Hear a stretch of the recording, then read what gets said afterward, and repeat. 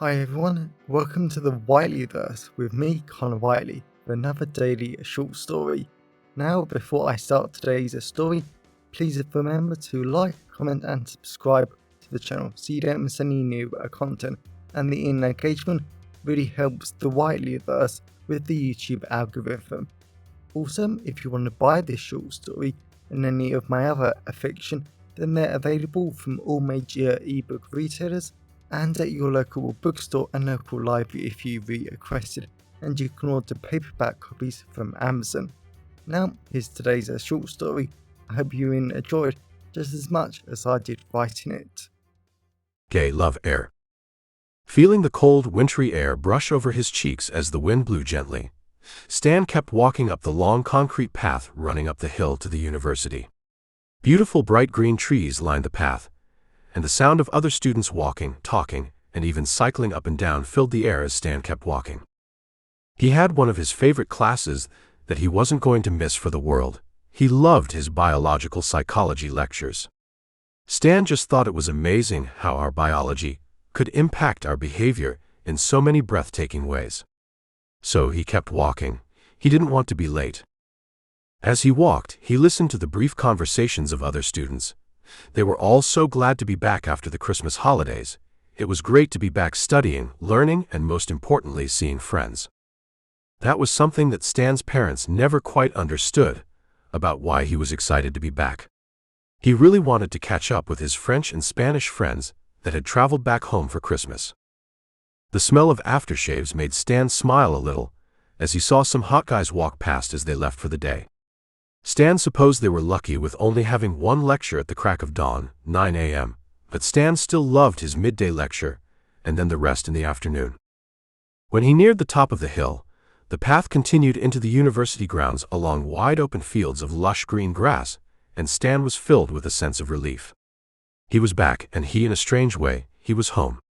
University had always been a home away from home for Stan, a home for learning, making friendships, and maybe even finding love. Stan's smile thinned a little as he wondered about finding love. Being gay at a university didn't sound hard in the slightest, and he knew how fortunate he was to have the full support of his entire family, sometimes a little too much support, but it didn't mean finding other gay people was easy. Pushing those thoughts away, Stan continued to walk along the long concrete path that breathed in the fresh wintry air as the gentle wind flew past, and he continued to be more relaxed as he was back at university. The place he belonged. Knowing he had tens of meters to go before he actually reached the university campus, and even then it was a trek and a half to get to where his lecture was, Stan wondered what new students there would be today.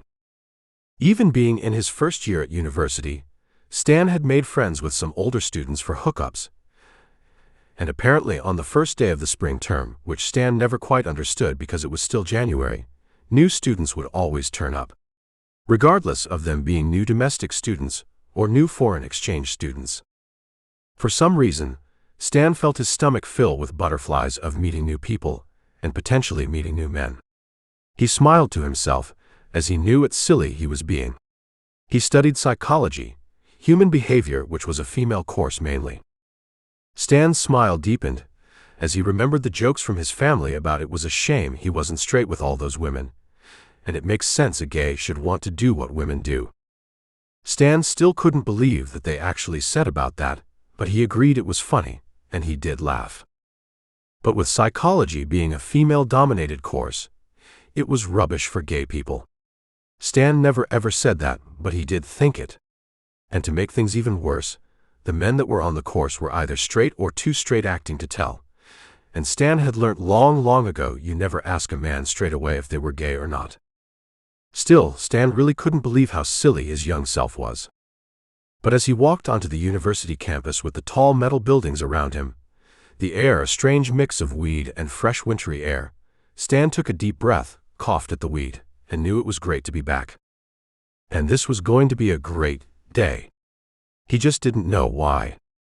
With the sound of hundreds of students in all their different classes, heights and sizes talking, laughing, and shouting around him, Robert pressed himself into a little corner of the white-walled corridor as he waited for the lecture doors to open so he could go into his first lecture as an official university student. Well, he had been a student at another place, but that didn't end up so well.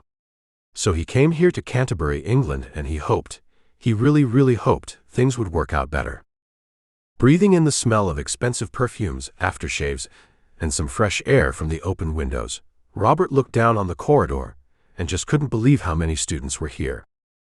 At his last university, he was lucky to have another 100 or 2 joined him in a lecture, but this was a lot more.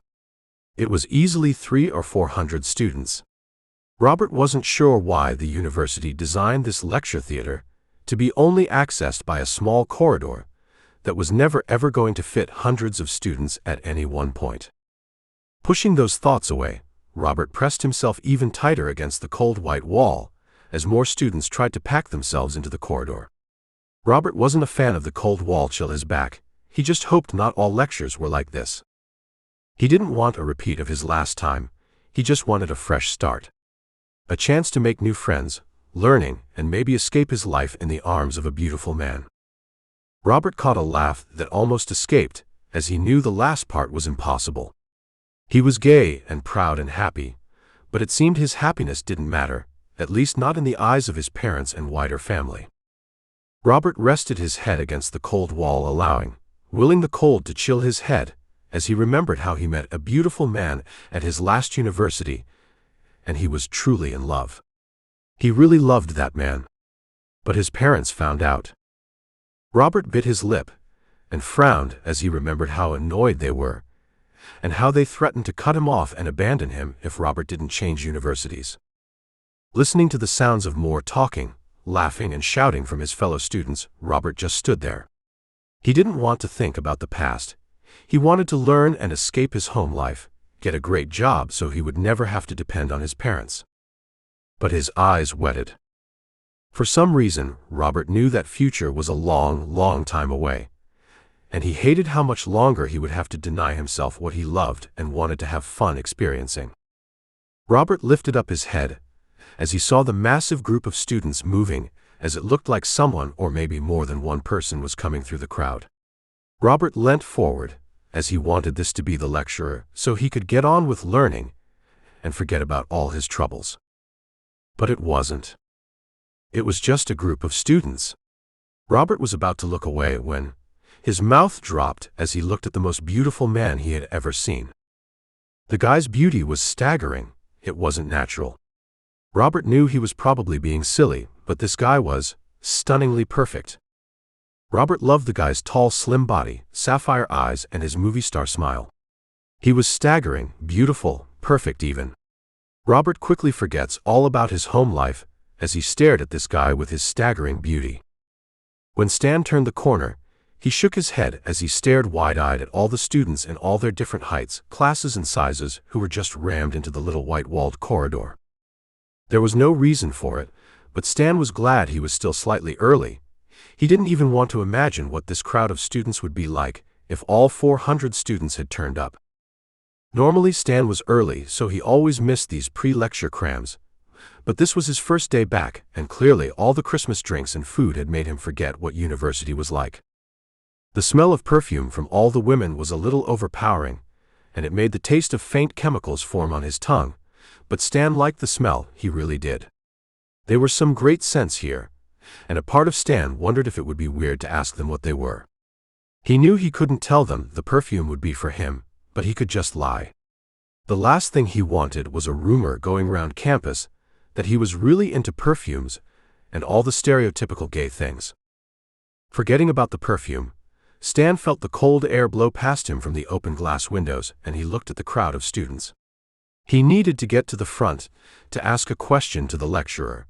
He supposed he could talk to the lecturer after the lecture. But the Christmas drinks and food didn't fade the memory of how impossible that was after the talk, as that's when everyone wanted to ask questions. Stan knew he had to try another way. As he focused on the massive crowd of students, Stan noticed there was a slight gap along the corridor where the full coldness of the windows would be felt. That was probably why no one was standing there yet. Stan went for it. He slowly glided through the massive crowd of students, his back cold as it touched the glass, and his nose filled the sense of perfume. Stan wanted to shake his head, as he noticed a few students were following him, as they all glided between the crowd and the cold windows. After a few moments, Stan got to the front of the crowd and smiled to himself that he had finally got to the front. Now he could ask his question to the... Stan's entire mind stopped as he looked at the only man in front of him. Stan's mind went blank as he stared at the beautiful man. Stan couldn't quite understand what was so special or beautiful about the man, but he just was. Stan supposed it could have been the man's thin but strong jawline, bright seductive green eyes and longish blonde hair. But this man was just beautiful. Stan felt his palms turn sweaty, and before he knew it, he had walked over and he was standing just in front of the beautiful man in the little corner. Stan knew he had to say something, but the man was still too beautiful and Stan's mind was still blank. "Hi," the beautiful man said, sounding just as weak as Stan. Stan's smile deepened as he listened to the man's smooth voice. "I'm Robert," the man said. Robert. Now that was a hot name. Then Stan noticed that Robert's eyes were gesturing him to speak, and Stan realized that he needed to introduce himself. It annoyed him a little how his mind wasn't working today. "Hey, I'm Stan." Stan instantly regretted his name, as he realized how lame it must have sounded. It was nowhere near as hot and sexy as Robert. Stan just sounded silly. But just as if Robert had read his mind, he said, "That's a good name," he said, biting his lip. "Thanks, you knew?" Stan asked. "Yeah, I was at another place before. I just got here today. It's my first day." Stan's eyes narrowed a little. He could hear the sadness and regret in Robert's voice. He didn't like hearing or seeing this beautiful man in any sort of pain. Stan wanted to give him a hug or provide some sort of physical comfort to him, but Stan knew that wasn't appropriate.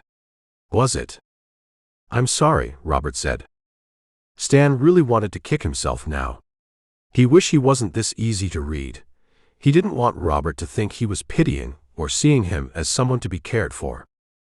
Stan opened his mouth, but he didn't know what to say. Then he just decided to go with the classics.